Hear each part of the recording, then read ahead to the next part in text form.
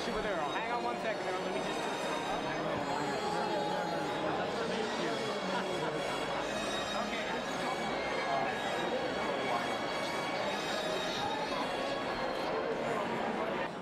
I could never have imagined a moment when the federal government is involved in putting children in cages, separating them from their families, and really engaging in human rights violations of a criminal nature.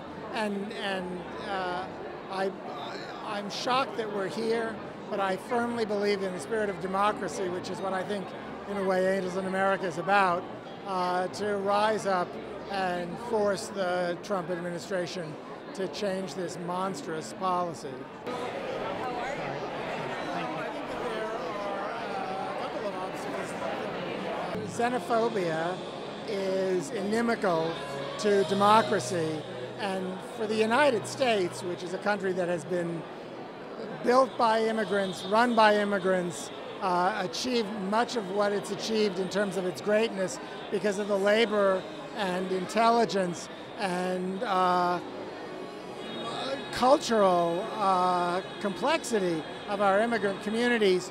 Xenophobia is a fatal disease, and we have to work very hard to extirpate this strain of nativism that's stepped forward in the last few years. It's a terrible blight on our democracy.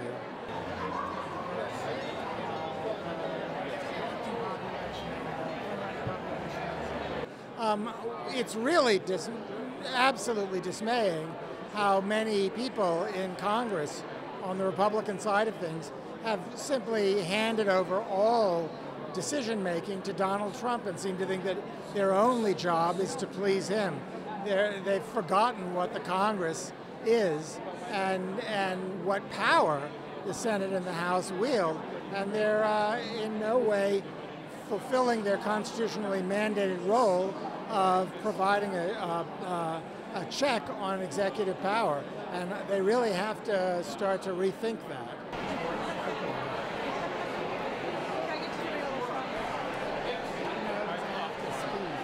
Everybody should be writing to every congressperson they can think of saying, get those kids out of those cages, get them back to their parents. This is not American. This is not acceptable to us. We should be marching on Washington. We should certainly be writing.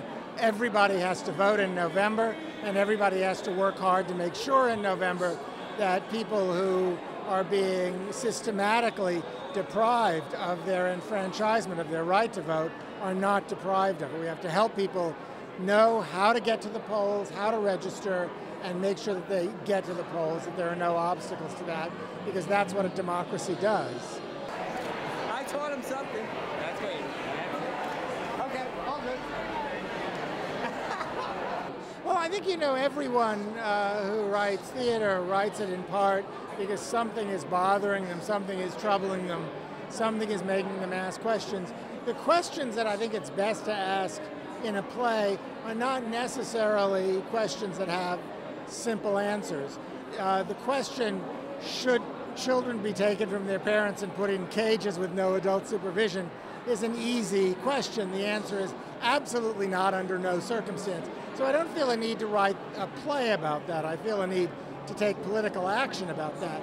It's incredibly important to figure out ways to make the questions that you ask in plays are more fundamental, like, you know, what happens to the social contract, to the fundamental deal that we make as a community to live with each other and make compromise with each other, when a demagogue like Trump is daily tearing at that contract and sort of shredding it in front of our eyes.